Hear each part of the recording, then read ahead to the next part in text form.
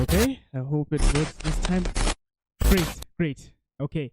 Now, as I was saying before, the real question we need to ask is how much longer are we going to keep setting ourselves up for failure, knowing that the current system or establishment isn't concerned with making great games, but is concerned with ideology first? You know, I was reading a book by Richard Hanania. It's called The Origins of Wokeness. This book blew my mind. Did you guys actually know that wokeness itself is actually a mutation of the civil rights movement?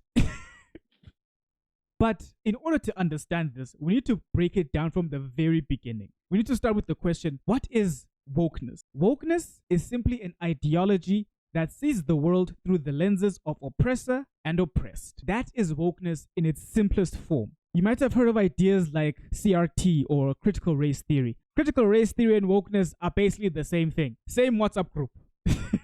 But it all starts with postmodernism. Postmodernism is an idea that says that everything is about power, from language to laws to even knowledge itself. It says that all of these things are used as a means to control certain groups, right? And these ideas in particular came from academic circles, and then they made their way onto the mainstream later down the line. So how does wokeness connect to the civil rights movement? The civil rights movement was a movement that was started by Black Americans in order to end racial segregation and discrimination. It lasted from the 50s to the 60s. Now, in 1964, the Civil Rights Act was passed, banning segregation, ending racial discrimination, and ushering in a new age of equal opportunity for Black Americans. In other words, equality of opportunity for all. Now, it didn't matter what skin color you were, all that mattered if you were the right person for the job. Now, this is where things end up taking a really dark turn. Instead of the civil rights movement ending right there and then, after accomplishing what it set out to achieve, the activists said, this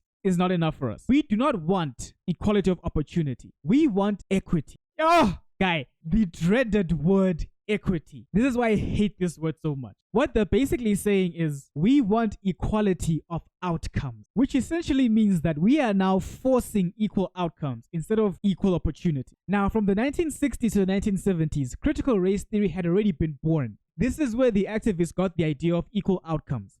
Critical race theory basically says that racism isn't an individual issue, it is a systemic one. In other words, it basically says that racism is embedded in structures of law, schools, and workplaces. Now, this theory was actually designed by a person known as Derek Bell. Derek Bell believed that society's institutions are all designed in such a way as to keep racial minorities at a disadvantage. And around this same time, critical race theory gave birth to what is known as disparate impact theory. Disparate impact theory is a bitch, if I'm putting it mildly.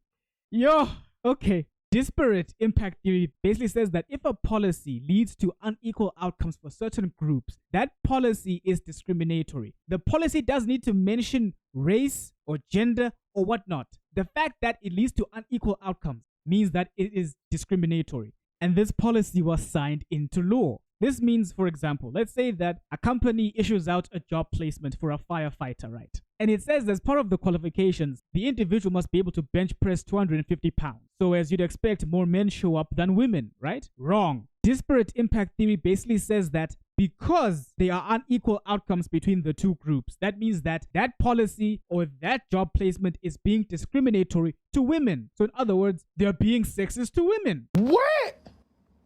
Yeah. Man, hell nah.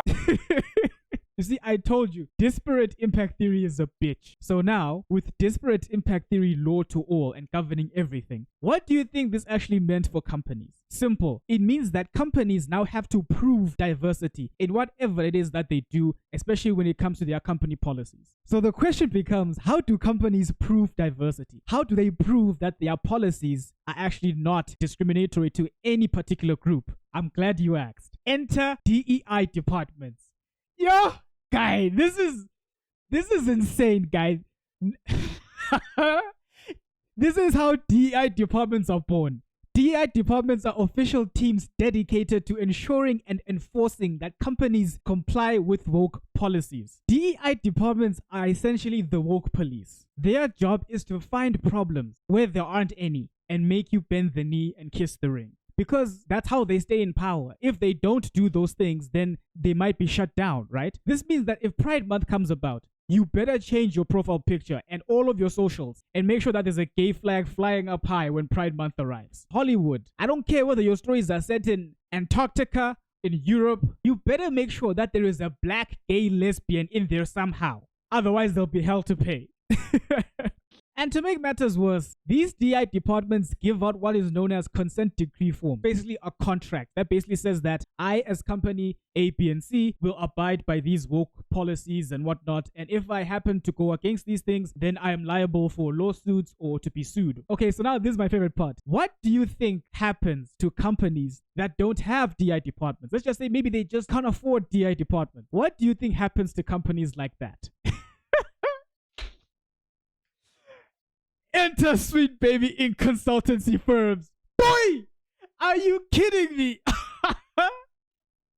Boy, this is where consultancy firms come in, guy. This is where consultancy firms like Sweet Baby Inc. step into the fray. Boy, we're here to enforce DEI. Dude, this is insane, guy. So, consulting firms are basically like the shadow architects of woke ideology, right? So when you hear someone like Kim Belair talk about how that gamers think that we are these people that are destroying their video games and they hate us and the only thing that we do is that we just offer consultancy. Bullshit! She's bullshitting you, guy. Let me tell you what consultancy firms actually do. So these consultancy firms basically come to these companies like the mafia and they're like, this is a pretty nice gaming studio you got here. Very nice. I see you're crushing it in sales. Making very good numbers last year, I see. Profits must be on the up and up. Huh? Then the owner be like, well, yeah. I mean, we actually did do well for our game. So that's actually a pretty good thing. Yeah. And then the DEI teams go, yeah, I can see that. I can see that. It's just that it would be such a shame if a lawsuit were to happen to it. A lawsuit? What are you talking about, man?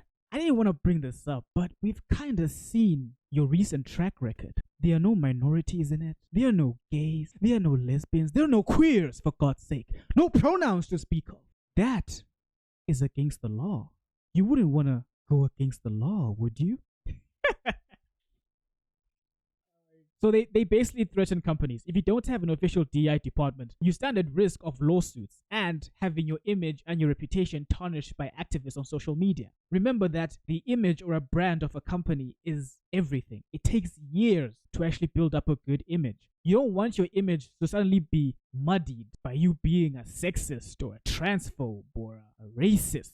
So companies comply because they have no other choice. This is what Sweet Baby Inc. comes and actually does. Sweet Baby Inc. will work hand in hand with HR and start initiatives like DEI training, what they would call unconscious bias trainings, in order to indoctrinate the workers and the company as a whole. They'll also be responsible for rewriting your scripts. So if you have a script that you've already made and they think it's a bit problematic, they might say, it's a very good script. However, perhaps we need to change the male lead and put a non-binary protagonist. It'll make things so much better. Or if they notice that your game is very, very liberal, especially on the nudity side of things, they might say, we might need to censor this part out a bit, just to make it more appealing for modern audiences.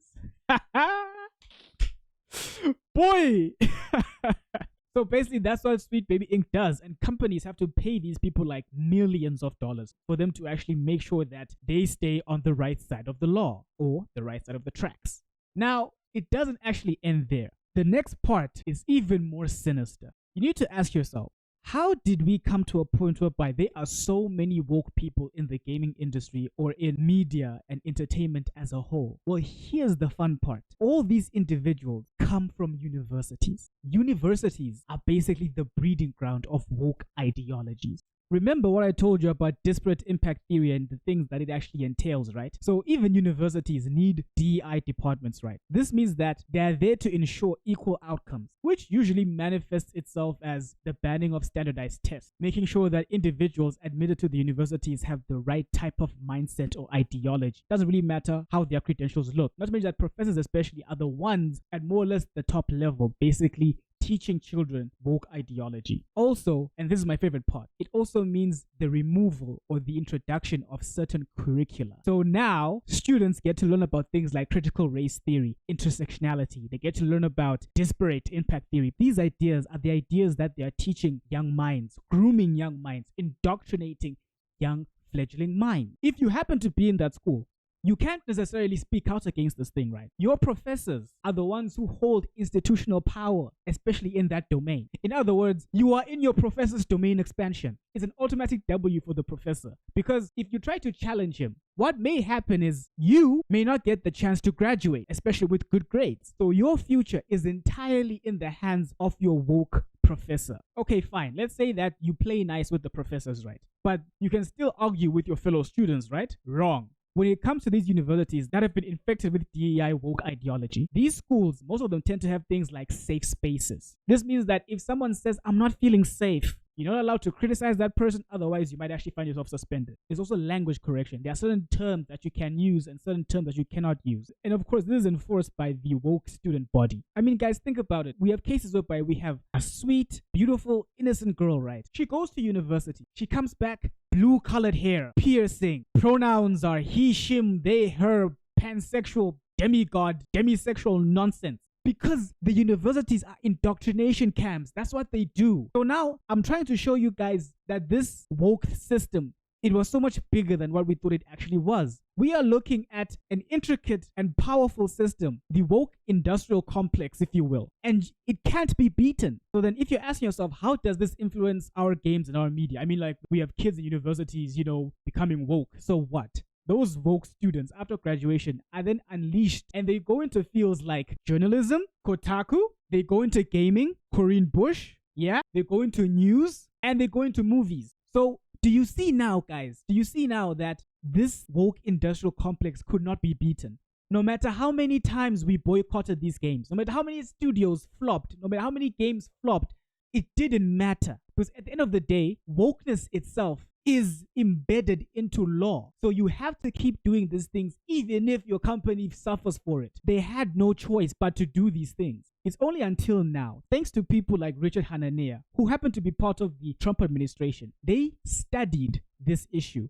That is why when Trump is now issuing executive orders saying that we are banning DEI departments, he's basically issuing an order saying that disparate impact theory no longer has any power. That's how powerful these laws that Trump is actually making. They are undoing years and years upon woke ideology in a day. That means now that companies, studios, and game devs will be able to freely express themselves without needing to censor themselves because they're afraid of their image being tarnished by woke activists or being at risk of lawsuits and all other types of stuff, right? So now they have creative freedom on their side. They can start making the things that they want to make. They can start making money. They can start putting the gamer first when they're actually making their games. Wow. Incredible. So now after learning about all this stuff, learning that companies actually had no choice but to bend the knee to woke ideology, it kind of makes me rethink my stance, because I always thought that these companies were actually at fault because they were doing this thing on purpose. But now I'm curious to hear what you guys think. Now, don't get me wrong. There are companies that simply like hit the ground running, embracing the woke ideology, of course. And the reason as to why they choose to panda is because they believe that it will boost their image or their reputation or their status. And they also want to make money on top of it. It is a matter of obligation meeting opportunity, for some companies, right? There are companies that I can feel sorry for, but there are companies that I just can't feel sorry for. Especially if you're like a company like EA and Ubisoft. Ain't no way I'm feeling sorry for you, man. Because I know for a fact that even if these laws weren't in place, you still made games that actually nickel and dimed your customers. You have shown it countless times over and over again that you simply don't care about the paying customer. So I don't give a damn about companies like EA. But then companies like maybe CD Projekt Red, that one hits me right here. For you guys, maybe it might be BioWare.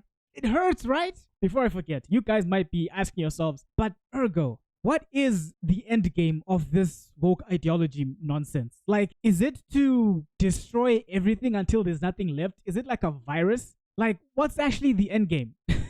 Well, I'm glad you asked. The entire goal of wokeness, or its end game, is to make sure that...